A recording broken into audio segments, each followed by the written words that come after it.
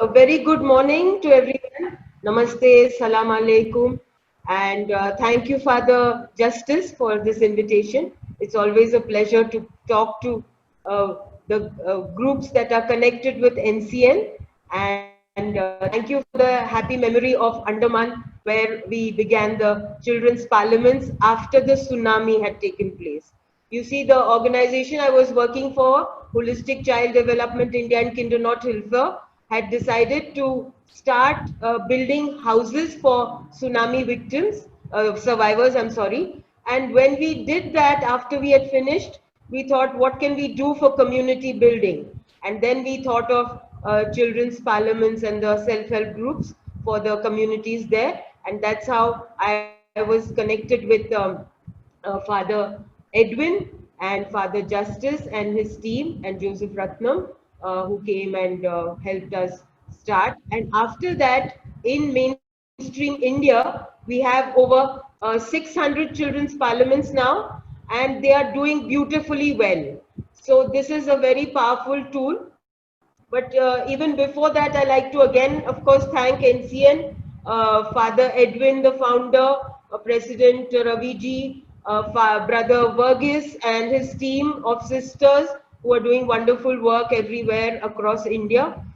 So having said that, and then of course the sociocracy groups of John Buck and his team all over who are doing good work with sociocracy. And neighborocracy, of course, as a concept is very good for us to look at and start internalizing. I also like to thank the children of the children's parliaments because they are really the jewel in the crown, in a sense. And our young people like Jnana and Lakshmi, I like to thank them also because I've learned a lot from them. And these are like experts in their own right, and it's good to be, connecting with all of you all today to talk about um, to talk about goal number 5 of the SDG, which is gender equality. And then I will also speak about child protection. I think you all are aware that every agency now and every school or college should have a child protection policy. Notwithstanding that, I think the government is likely to revoke, take away the licenses and so on. So this has become a very critical issue for us. You've been in the past few weeks listening to a lot of lectures by Joseph Sir and then Umesh and Raviji and experts. So you already know what the Children's Parliament is all about. So CP as a movement is very good as a tool for children's participation. As you all may be aware, in the child rights, in the UNCRC, Article 12 talks about the participation of children. Along with the other provisions it gives to children, such as survival, development, participation is an important part of that provision, and it is one of the bases, one of the four basic rights of children. So children's parliament takes care of that need or the right of the child very beautifully.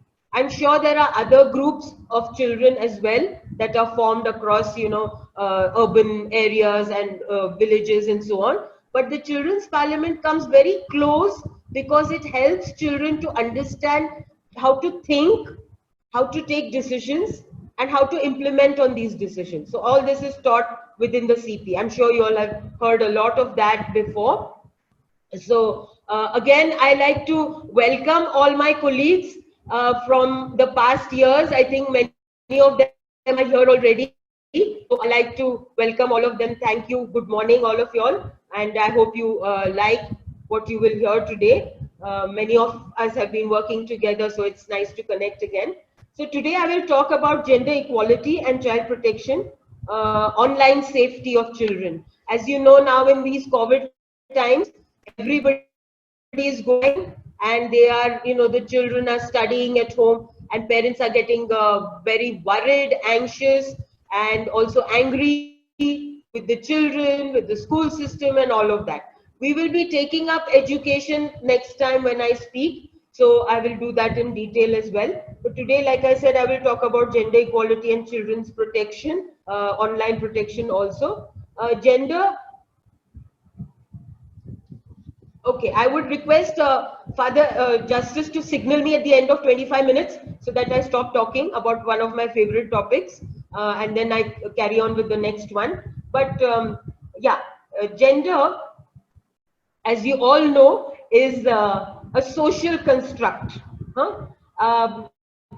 And is good, and it is goal 5 of the Sustainable Development Goals. When we talk of gender equality, I would like to focus on the following words. I want you to keep these words in your mind as we go along with the session. One is power, second is children participation, third is sensitivity, fourth is parenting, then fifth is community, girl child, access to opportunities, and violence. Okay, please keep these words in your mind, at the back of your mind. If I miss out anything, please remind me. So now let us look at goal 5 of the SDG, which is gender equality. I will talk about the indicators for this goal 5, and with that I will give you case studies and some of the good practices with children's parliament. Okay, so we'll begin with indicator number 1, 5.1, which is end all forms of discrimination against women and girls. Okay, now if this is an indicator of whether your goal is being fulfilled or not, what are we saying? And all forms of discrimination. What is this thing about discrimination? Okay, there is negative discrimination and there's positive discrimination. So discrimination means somehow treating women and other genders as non-entities, not giving them power, or discriminating in such a way that it is very subtle. In the Western countries where they have become kind of have some sort of gender equality, we see that discrimination is very subtle in the form of giving women less pay, or making sexist jokes in a classroom or in an office and so on. Now what happens in India, in our Indian situation? It is more blatant. Yeah, and by the way, English is not my mother tongue, so please bear with me. My English is not very good. In between, I might switch into Hindi to irritate all the South Indian participants. Yeah, so bear with me. Anyway, I will continue. So when we talk about discrimination, there are different types that you see.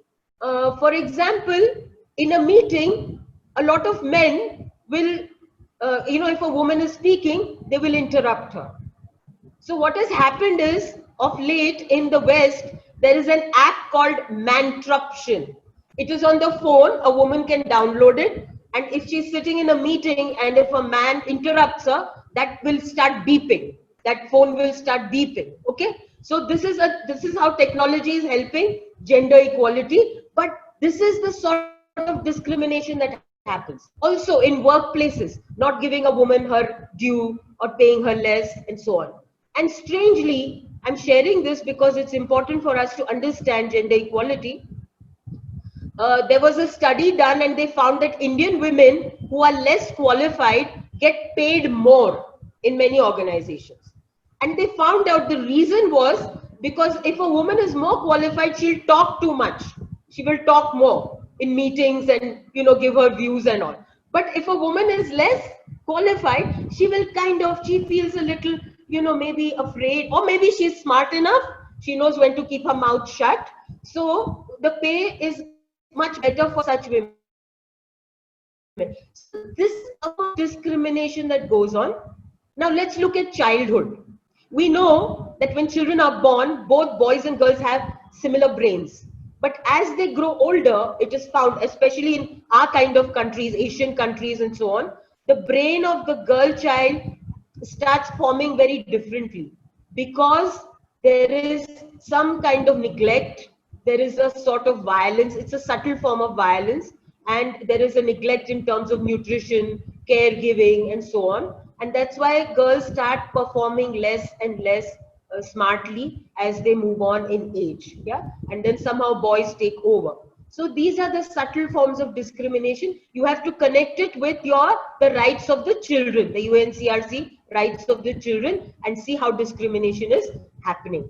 Now, when we look at the children's parliaments, how can we stop this sort of discrimination? One view is that let boys and girls come together and let them learn to live with each other as equals. Yeah. Another view is, why not have separate groups for girls and boys? I think that may not work so well. From my experience, what I feel is that boys and girls at a young age, if they start coming together and learning to respect each other, it's much better. Now you have to look at the ratio in your neighborhood. What is the ratio of boys is to girls? Yeah. And if the ratio is low for girls and high for boys, please ensure that all girls come into the children's parliaments. Yeah. See that nobody is left out, because as it is, there is an imbalance. And if girls are being left out, completely. Okay. And from my experience in the children's parliaments in the north, I've found that boys somehow learn slowly to respect their girl members, and they are very, welcoming. And even if a girl member or a minister bullies a boy, somehow he will be very well adjusted. He learns to handle it well, and that there is not that sort of a violence or anything against the members and so on. So this is a learning process for both girls and boys. But even before that, what I would say is, as animators, as managers of a project, what are our own gender beliefs? Do we believe that all genders are equal? They should get equal opportunities. They should get equal access. What are our own beliefs? So it is for us to reflect a little bit within ourselves and then look at how we can address this issue within the children's parliaments. Okay. Now, the second indicator for gender equality is eliminate all forms of violence. Okay, whether it is passive violence or overt violence. So violence is an indicator whether if gender equality is there or not in a society. Okay, so what do we do about violence? Violence is of different types. That is, child labor is also considered as violence or abuse. Then child marriage is also a form of abuse and violence. Then other things like neglect of girl children or even boy children for that matter, or children of who are non-binary. When I say non-binary, I mean transgender children. Yeah. So if we have different types of, when we are looking at gender, we have to see that we eliminate all kinds of abuse and violence against them. So we have to make, how do we stop this? How do we stop violence? So I'll look at a case study now. In 2017, 2018, I went to a village in Karnataka to make a film on children's protection, child protection. And I was looking at the children's parliament as a way through which children can protect themselves. And when I went there and I started asking children what protection was all of a sudden they came out with this story of this little girl called Kajal, who was going to be married away to a rather a slightly older man. And the children of the parliament had got together. They had gone to the child protection committee in the village and taken up this issue with the parents, and they had stopped this marriage. So this film is called Oak Trees and Little Acorns. I will put it up on the YouTube. You all can see it and come next time, like Father Justice suggested, when we have the next session on education and peace building. You all can see that and come, with your questions and observations. So this is how I think children can, understand that there is discrimination, violence taking place through the workings of the children's parliament. Yeah. And they are able to voice their, dissent and do something about it. And this they do very non-violently, very peacefully, but very, very assertively. Yeah. So this is about violence. What can we do about it in the parliaments? Number one, please tell the children what abuse and violence is all about. You have to tell them what is overt violence, what is passive violence, what is abuse. Yeah, explain it to them so that they understand, and then talk about their rights, their four basic rights. But along with rights, also tell them their responsibilities. As children, what are their responsibilities towards their parents, their education, their animators, and so on. Yeah. Then we come to the next indicator, which is eliminate all harmful practices such as child marriage, forced marriage, genital mutilation, and other forms of culturally oppressive practices, yeah, superstitions against girl children, or even for that matter boy children. Yeah. So what is this? What are these harmful practices? You know how the Dalits in India are treated. There is a caste system, yeah. So there are communities that are culturally oppressed. So we have to eliminate that, yeah. And especially against girl children, genital mutilation. As you may be aware, in a lot of African countries, even in our own country, such as India, a lot of religions or communities have genital, they cut the uh, private part of the girl child, and the boy also has to undergo circumcision and so on. But it is very painful for the girls. And I remember listening to a filmmaker in Africa, and he was talking about how the girls had broken bones. And why were their bones broken? Because when their private part is being cut, they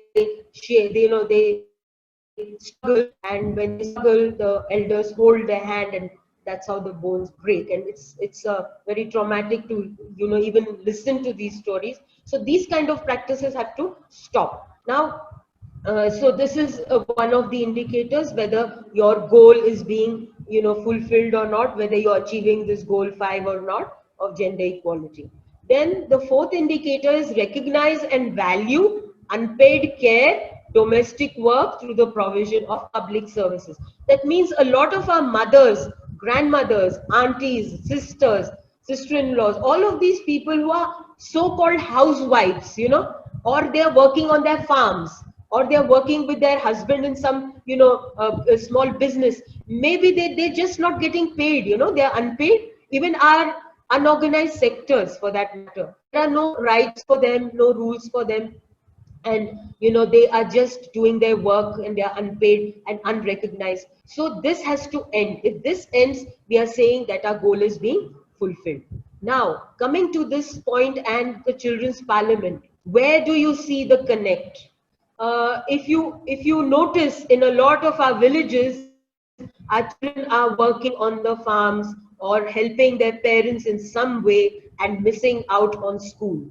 Okay. Again, I'll go back to our stories, success stories in the children's parliament, especially in Uttar Pradesh. We had a project there in Mathura, and I remember how the children of the parliament, even members and ministers both together, they would go door to door and check if the children are all going to school.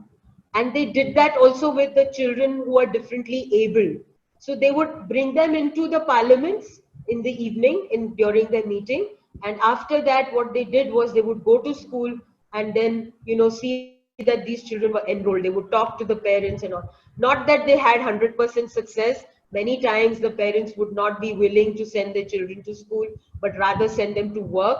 But somehow the children would manage to get these kids into school, or at least into our bridge schools. The same thing I saw even in Karnataka, where this child marriage was stopped. In the same place, the children were sent back into school. Okay. Then we go to the next indicator, which is ensure women's full and effective participation, and give them equal opportunities for leadership at all levels. Now, this is a very nice thing to say. It's a very good indicator. But you see, in our own country, we've not been able to, get the 36% reservation within the parliament. It is still, being debated and so on. But I think a lot of women are coming out in the leadership roles. It is then we look at the macro picture. No, where are they in the state government? What do they have, and what kind of decision making are they doing? Is it just pseudo decision making, or there is real decision making? Yeah. So these are things. Now, if you connect this again with your children's parliament, what is going on? How many girls are becoming ministers? How many children who have disabilities are becoming ministers. Very important to see. So I will now, I recollect my evaluation of the CBM project, and I remember visiting Gujarat with Father Justice, and he was, doing a training with the children and the staff and all, and with the animators. And after the training was the election. So he called everybody for the election. And, I was very happily surprised to see that there were more number of girls actually appearing for the election, and it was very pleasant to see that, and they were very confident in sharing their manifesto, and they and had loud voices, and not loud voices, I mean, they have assertive voices. And there was one child who was mentally challenged, and the children over there, they all gathered around and told him, okay, you also read out what you want to say. And this little boy had come out and said something, and they were all happy. So it's very beautiful how these children organize themselves. So it is for us elders to talk about gender equality in terms of opportunities, yeah, access, opportunities, voices. Yeah, this is what we have to get. There is good power where you say servant leadership, and there is bad power which is about bullying and putting people down, and not giving opportunities and so on. Children somehow get it fast, they understand. Yeah, okay. Again, what I would like to share is in 2017, I got a small award for research, and what I did was I went to all the children's parliaments, and we came out with this book called Girl Power, and in this, the girl prime ministers of parliament said what they would do if they became India's prime minister, what steps they would take to improve lives of communities. Yeah, and then they said, what is the meaning of power to me? I feel power means everybody must listen to me, and whatever I say, everybody should follow, but I will respect everyone, and I will allow others to share in decision making. This is what one of the prime ministers had said. She was a 13-year-old girl, and she's prime minister of Krantivira Songoli Raya Children's Parliament. And then she said, what would you do if you became prime minister? I would poor children, then I would stop child marriage, and I would stop violence with the help of government officers. Yeah, and then we also asked them, what can boys do to stop violence? So these prime ministers, women prime ministers, many of them said that uh, yeah, they said boys should never drink alcohol. Yeah, that's how they can stop violence. And they said they must take part in awareness programs. Yeah, so these were some of the responses. So it's a beautiful study. We hope that we can come out with it with the help of NCN. Maybe publish it someday. But this little booklet contains a lot of ideas that these women prime ministers have about leadership, decision making, and what boys can do, and so on. Okay, then the last indicator in goal number 5 is ensure universal access to sexual and reproductive health and reproductive rights as agreed in accordance with the program of action at Beijing. So you see, what happened is, years ago in Beijing, there was a conference for women's empowerment by the United Nations, girl children and women in general. But please go to the site and look at some of the problems they have children having equality for girl children. And unfortunately, in those days, they were not talking about non-binary genders like transgenders and others. So that is not included, but you generally get an idea of what the United Nations in the Beijing conference talked about when they talked about girl children and equality. And by the way, 2 years ago, there was a gender report by the United Nations, and they said that India will need 100 years to arrive at gender equality. Now, that's a very, very long time. And I don't think we can wait that long for more violence to take place against girl children and other vulnerable communities. So let us now gear up and use the Children's Parliament, meaning promote gender equality through the Children's Parliament. So let's talk about sexual and reproductive rights. Within the Children's Parliament, how can we do this? First of all, it is sex education. I know that this is a very education should we give and so on, but yes,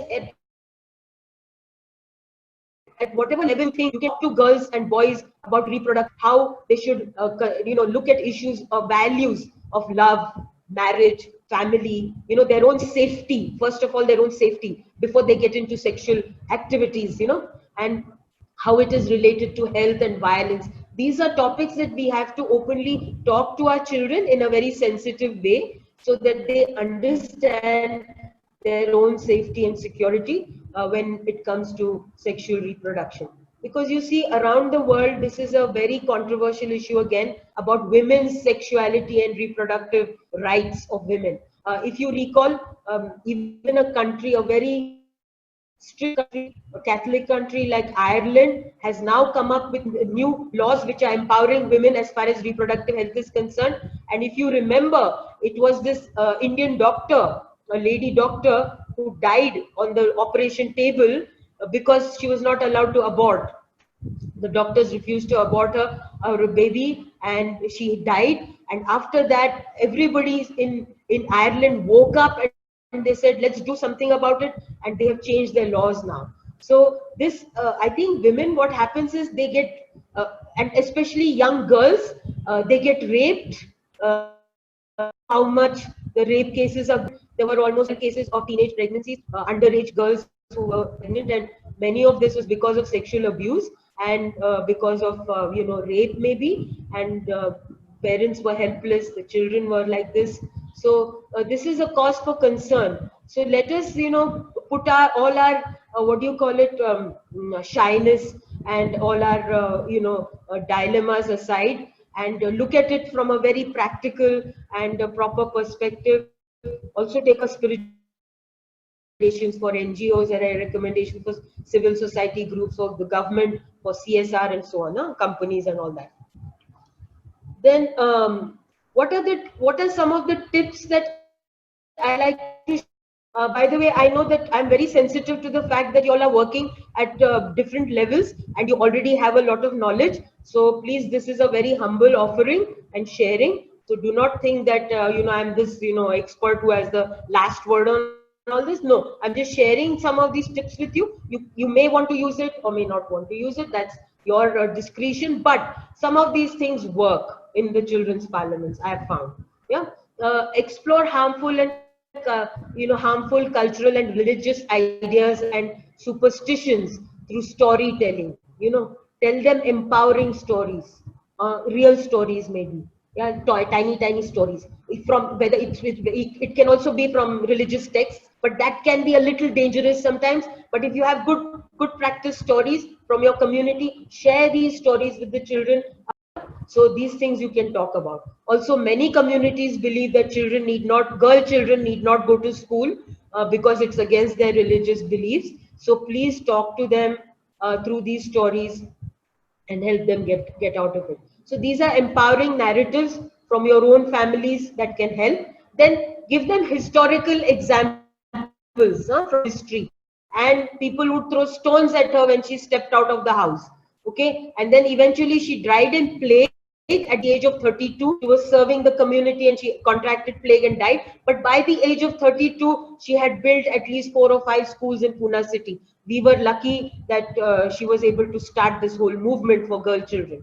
Okay, then also talk about children, about men who have, like these, there's a beautiful word for them, men like Raja Ram Mohan Roy, then schools is in it is even before independence. Yeah, so talk about these fathers and nuns who started educational institutions. There is Pandita Ramabai in history. All these people worked very hard for the upliftment of the community and to bring gender equality. equality, girl child education. Raja Ram Mohan Roy stopped the sati pratha, then the child marriage thing and so on. So talk about the men also as much as you talk about women in history.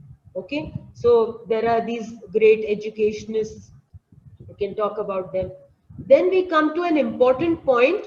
You as project people, animators, and as managers, please remember the best children's parliaments are where, I'm repeating myself, I know some of you all are giggling over there, but the best children's parliaments are where the head of the organization goes and visits the parliaments. Yeah, when children see their acha father justice aa gaye humko milne, wah wah, then they feel very nice. They say, ah, you know, our parliament is good. Yeah, so please visit your parliaments, as heads of the organization and all. Yeah, and talk to them. When you talk about gender equality to them, they feel good. Yeah, there's our leader talking to us about this. So there's something in that. Then a very important point is parenting. Do you have enough parenting classes in your projects? As animators, it's important to bring parents and talk to them about the children's parliaments, the value of children's parliaments, what is happening because of the children's parliaments to children, and so on. So, non-violent communication, we have to teach parents non-violent communication. Because you know what is important is not how we bring up our girl children only, but how do we bring up our boy children. Yeah, many boys, I know, I was talking to one a law intern, very smart boy, brilliant boy. And I said, did your mummy hit you when you were a small boy? He said, yes, she used to always hit me. So I said, why? He said, itni masti karta tha main. I used to be so naughty. She had to hit me. See, this kid has learned early in life that hitting is good to bring discipline. Okay. Now, why do mothers hit their boys so much? Please understand, again, I'm saying, when children are hit at a young age, their amygdala gets affected, the back of their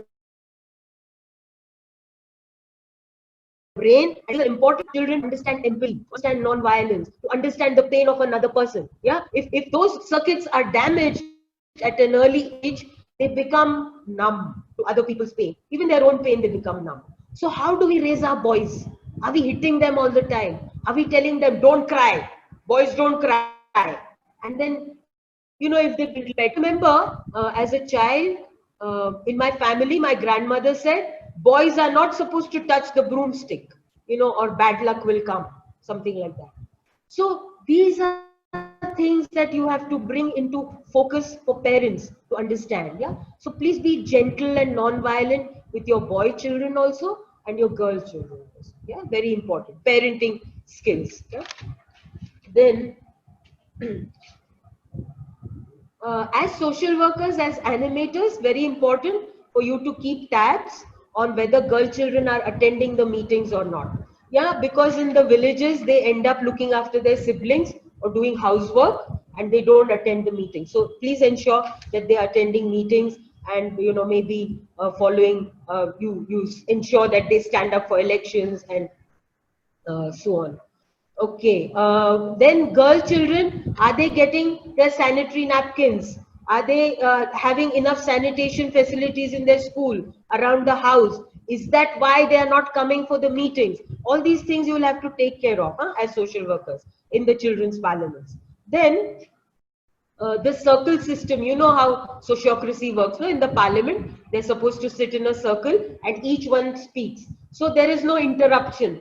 When a girl is speaking, some boy will interrupt or bully or something. So those things are not supposed to happen, and they don't happen. When children come into the parliament, they become very very mature, बहुत सयाने हो जाते हैं और अपना ये सब चीजें नहीं करते वो, they don't do these kind of things. But in any case, it's important for animators to be very alert and aware of this. Then, again, are girls shy to come to the parliament? Please check on that. Huh? Then, zero tolerance to interruption and bullying. Bullying by other children of any girl who looks a little, weak or whatever.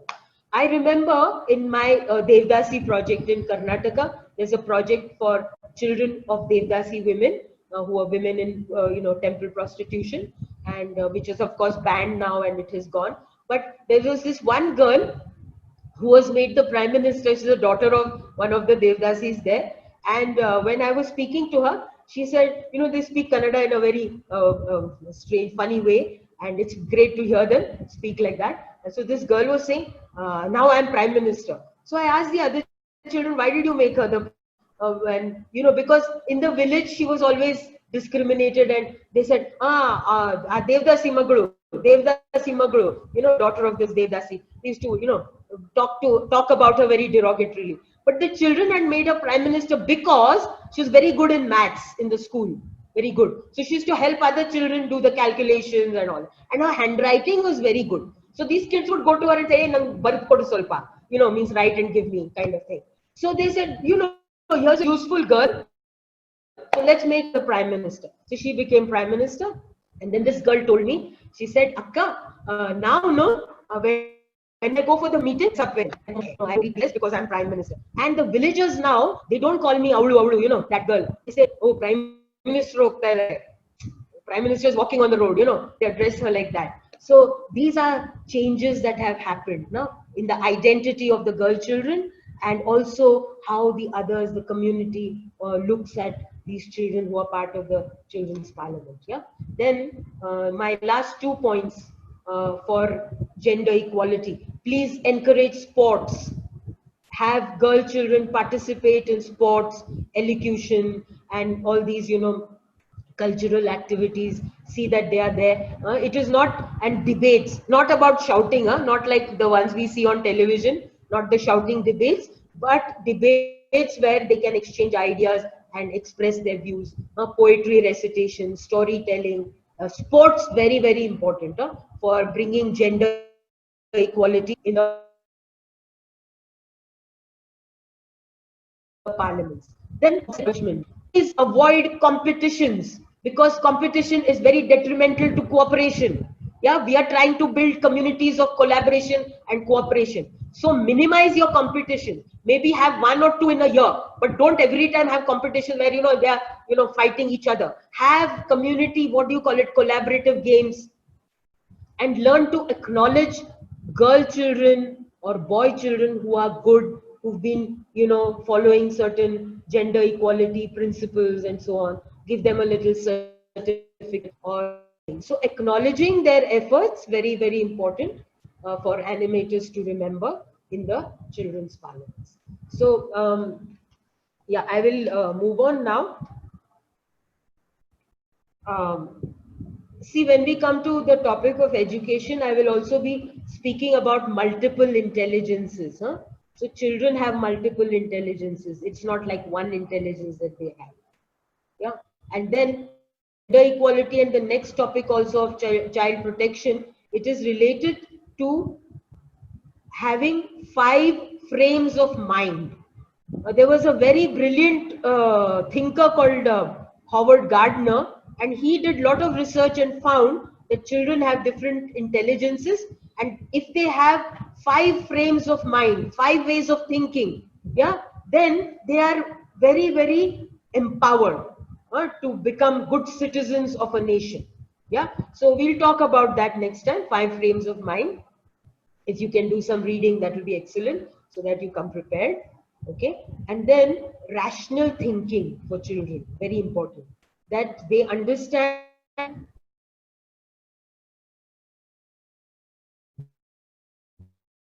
emotional intelligence.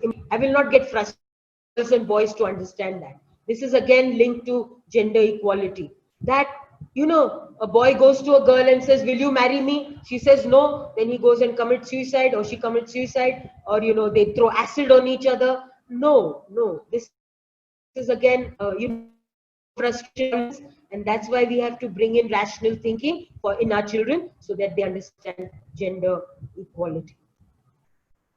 And when we work with children, you know that we always remain young. So parliamentarians, our ministers, will learn neighborocracy well, sociocracy well, and they will understand gender equality in the true sense. It's not like, boys have testosterone when they grow up. So they are always, competing, fighting, and all of that. They have that energy. Girls have oxytocin, which is about nurturing. That hormone helps them to nurture. That does not mean one is better than the other. It just means that they have different skills, they have different abilities, but we have to open up opportunities and access to all opportunities, allow all opportunities for everybody. Yeah? Transgender children, non-binary children who to be included completely about gender equality. If you have any questions, you can pose them at the end of it.